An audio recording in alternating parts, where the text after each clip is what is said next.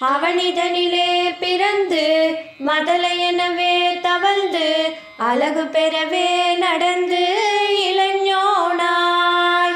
அவனிதனிலே பிறந்து மதலை எனவே தவழ்ந்து அழகு பெறவே நடந்து இளைஞனாய்.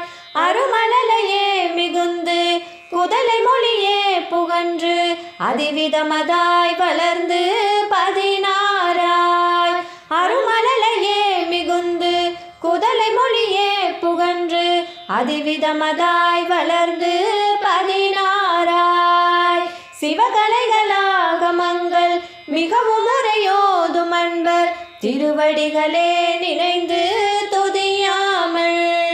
சிவகலைகளாகமங்கள் மிகவும் மறையோதும் அன்பர் திருவடிகளே நினைந்து